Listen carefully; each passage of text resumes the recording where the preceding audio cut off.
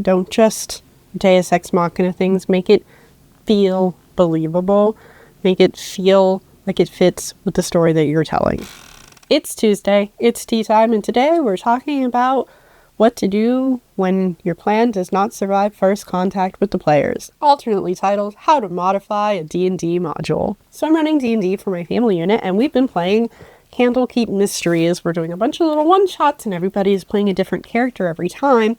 And last time I ran, we played Candlekeep Deconstruction, which is the single zaniest module I have ever read in the history of published modules. This adventure is about a specific tower in Candlekeep that is modified to become a rocket ship that can blast off into space, and a cult that is collecting the most important books at Candlekeep to keep them safe by blasting them off into space. And your players have to solve the mystery and stop the blast off. The information that is presented for the beginning of this module is very narrow in the scope of how they can obtain this information. Basically, you have to cast Speak with Dead on the NPC that is supposed to die in the very beginning. I made sure that we had a cleric in the party, but the cleric didn't actually take the Speak with Dead spell, so we had to change things a little bit. So instead of them finding out information from the Speak with Dead spell, we instead had them go down into the basement, and they got to meet Miriam, which is the spectral dragon that haunts the catacombs beneath Candlekeep. And there were just some other tweaks that needed to be made because they missed every piece of information that would inform them that they were under a time limit.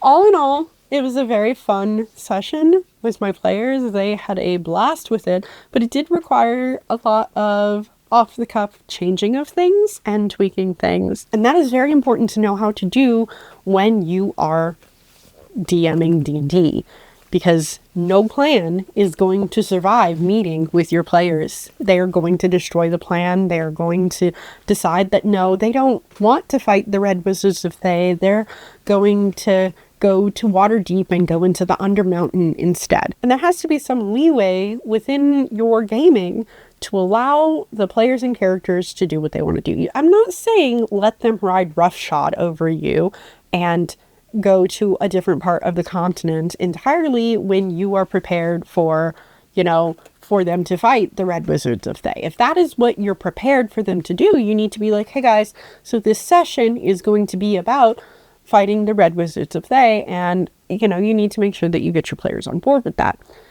But if this is more about if you have some tidbit of information that they need and they don't get it. They don't look where they're supposed to. They don't talk to the person that they're supposed to. They don't search the place that they're supposed to. They make a bad roll and they are without integral information that is required to move the plot along. You, as a DM, have to do something about that. You can't just let your players trot off and the tower in Candlekeep shoot off into space when that's the point of your module, right? You have to be able to work the story back in when you're doing this kind of stuff. You have to be like, oh, they didn't speak with Dad on the dwarf. How am I going to get them this important information? How are they going to know that the book belongs in this specific tower?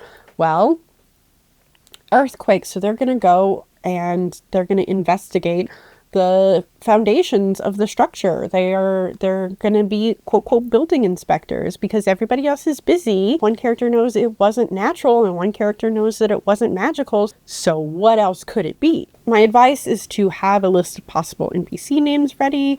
Have a little chart that you can quickly roll up a random NPC. Just pull things from thin air to create an NPC who can give them information.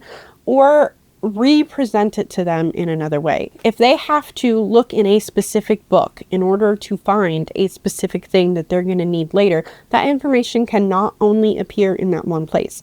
Have at least 3 separate places where information or keys to puzzles may appear so that you can stack the deck a little bit for them. Now, you don't have to have all 3 separate things of this information show up, but you do have to have avenues for different characters to find things out. Now, you don't have to have all the iterations of the information come up. If they find it in place A, you don't have to have B and C come up.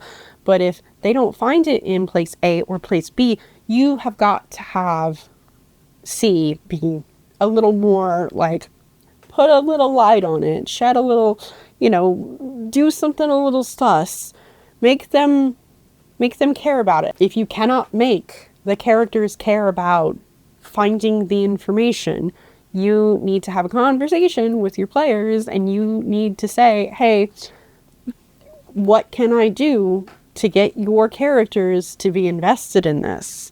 Like, what can you do to get your characters invested in the story? Work together. This is collaborative storytelling. Just be aware that your players are going to come up with some wacky stuff.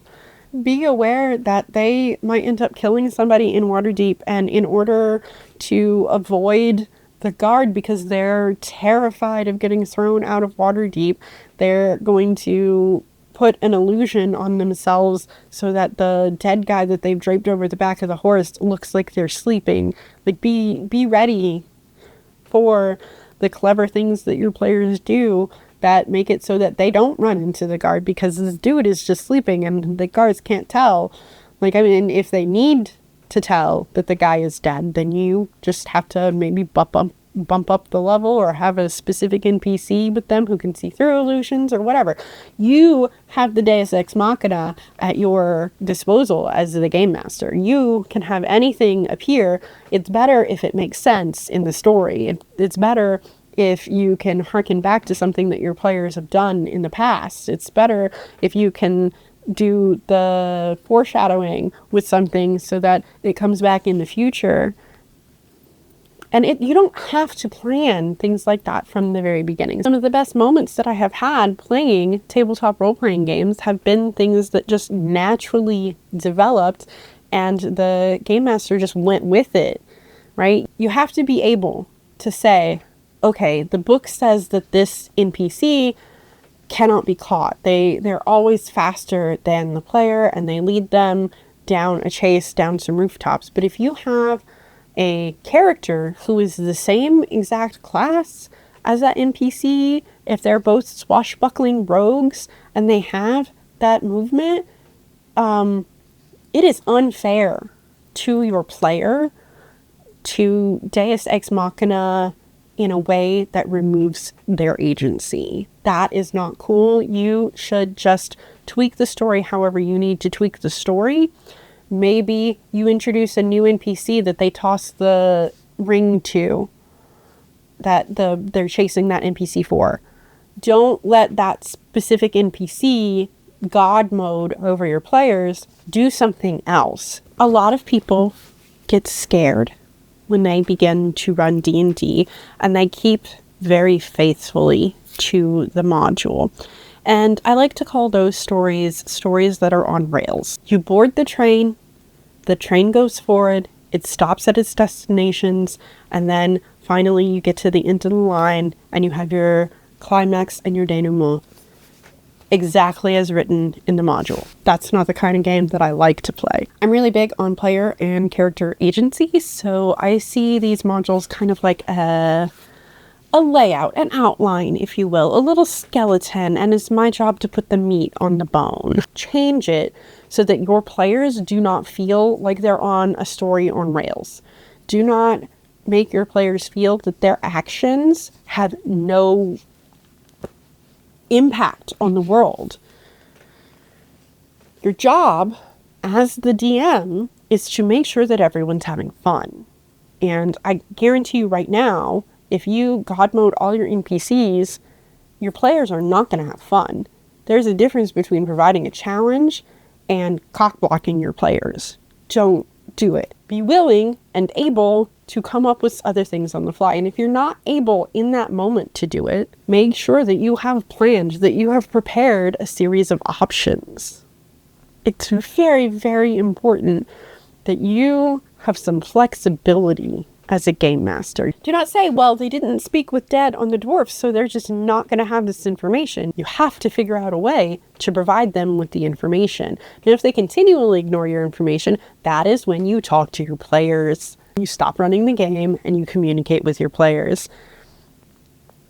We don't like it, but sometimes it has to happen. Sometimes you have to have that out of character discussion if you're not able to give them the game that they want to get, right? And if they are continually ignoring the information that you're presenting to them in the game, then you might not have compatible play styles. And that, of course, is an out of character discussion. Yes, introverts, you have to be willing to talk to people. Besides, the people that we're playing with are our friends. We want them to have a good time, right? The book is not gospel. The enjoyment of the game is gospel. That's the important part. Be willing to roll with the punches.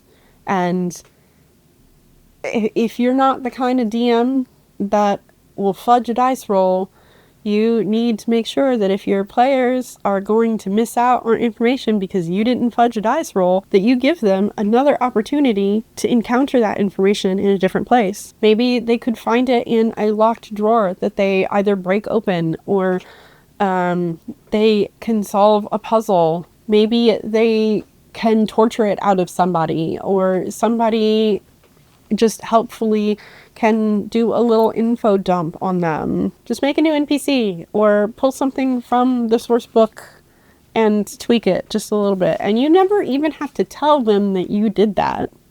You never have to say it. The only time you would ever have to tell them is when you're having the out of character discussion of, hey, you didn't look for the information, so I had to present it in a different way, and I would really like for your buy-in as a player to start doing more investigating things. We decided when we started doing this game that it was going to be a lot of mysteries, which requires a lot of investigation and some puzzle solving, and if your desires have changed, I need you to make that known to me. This is probably the biggest thing, is being able to give the players the information that they have missed.